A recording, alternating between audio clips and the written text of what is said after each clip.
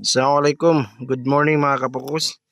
Yan po ang ating craftman na si RG Marismayer. Nag-ukit po ng isang tinatawag natin na janap. Pero customized po yan. Yan, ito po ang hander. Yan. Tapos ang kanyang blade.